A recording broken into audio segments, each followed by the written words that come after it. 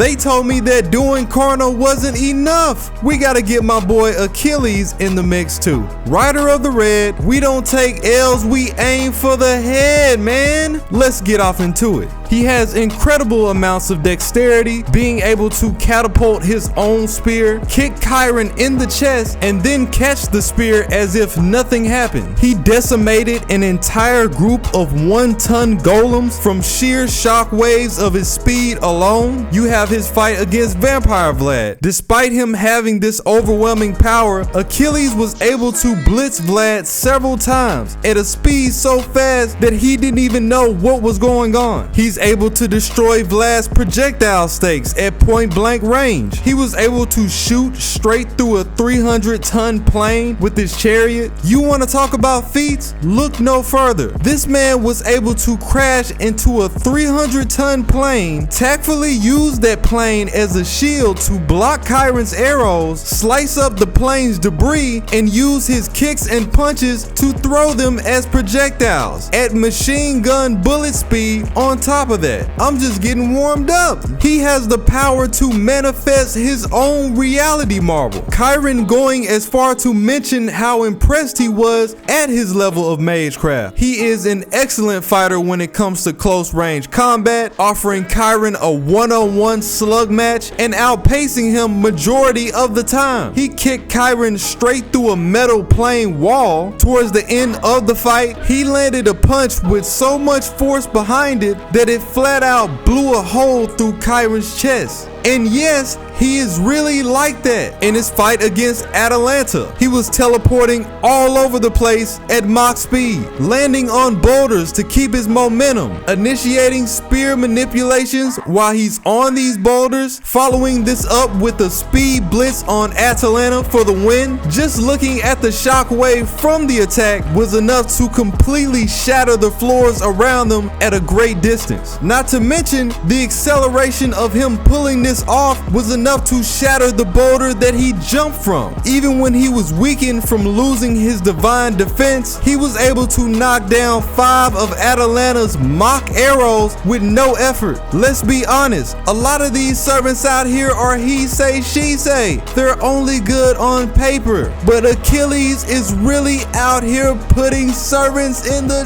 dirt. You have several different scenarios where he's moonwalking on the guards from Lost Belt 5, one of which admitting to the fact that he was just too fast to keep up with. He casually kicked a field goal with Paris, who is an entire servant by the way, in his fight against Chiron when he tried to slow Achilles down. This man pushed an entire 300-ton plane with his bare hands. You thought that this was gonna stop me? The nerve! He has enough power to throw his spear at Vlad at the speed of a bullet using his own calculations. Chiron doubted that he would be able to beat Achilles even if he could understand his fighting style. This is his teacher saying this. When he was on his chariot, he went through another 300-ton plane and ripped it in half. He weaved through countless bullet speed arrows from Atalanta. He dodged a sniper shot from Chiron in an instant, avoiding a fatal hit to his heel. If you look into his backstory, Achilles was taught by Chiron to dodge hundreds of arrows by the time he was 8 years old. He speed blitzed a group of homunculi so fast that it caused their blood to appear as if it was raining. He can easily knock down any of Chiron's Mach arrows if they fall in his line of sight. He dodged multiple arrows that was shot by Chiron at point blank when he was up against Vampire Vlad. It's stated that his stakes are verbatim supersonic speed, and Achilles was slicing them out the air like they were nothing. He was able to deflect Chiron's arrow with the back of his spear by detecting the mana that was behind it. He didn't even turn around. He deflected several sniper arrows while he was in the field. He deflected Chiron's shots while he was mid-air, jumping from a tree. He even managed to catch an arrow a split second before before it landed in his eye. You have several times where his travel and his reaction speed are regarded as being instant. He was dodging Vlad's stakes even though he couldn't see. He was weaving his attacks despite them covering a large area. The novel tells us that anything that's in his vision is already striking distance. In Grand Order, he openly admits himself that he can go at ultrasonic speeds. When he was fighting against Chiron, he proclaimed to be the fastest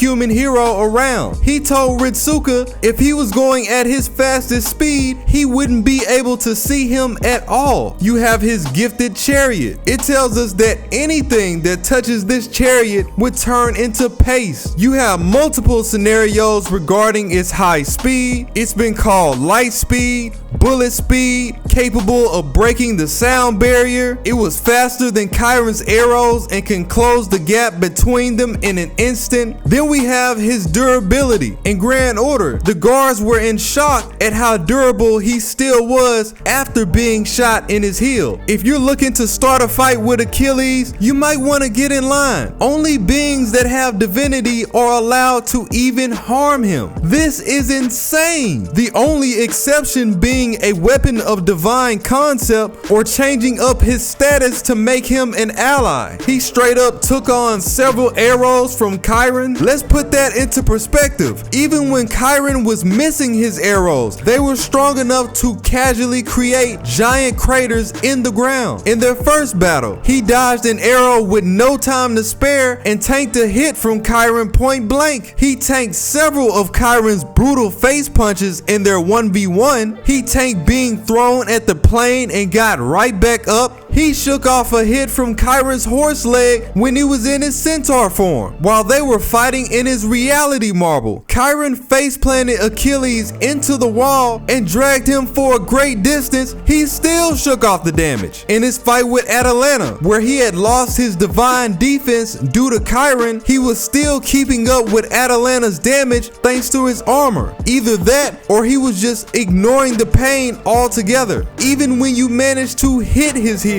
it still doesn't kill him. Going back to FGO, it only makes him 70% slower and brings him down to regular mortality. Hitting him in the heel would just give you a normal fight. This doesn't even account for the fact of his A-rank battle continuation. You know who else has that rank? Herc and Ku, just to give you an idea. In FGO, he kept fighting even after his heart was pierced by Chiron. And that's not all. This man is immune to mental attacks. By normal standards, you couldn't negate his defense even if you wanted to. When he fought against Siegfried, due to his divine defense condition, he took no damage. The story itself admits that he's practically immortal, and even his noble phantasm wouldn't do anything against him. You have his shield that he didn't even use, that was given to Astolfo and absorbed Krona's noble phantasm. Light work. And lastly, let's get off into his skills. During the scene of the Hanging Gardens, he was easily able to fend off Semi's chains. When they were fighting in the forest, he blocked Siegfried and Frankenstein at the same time.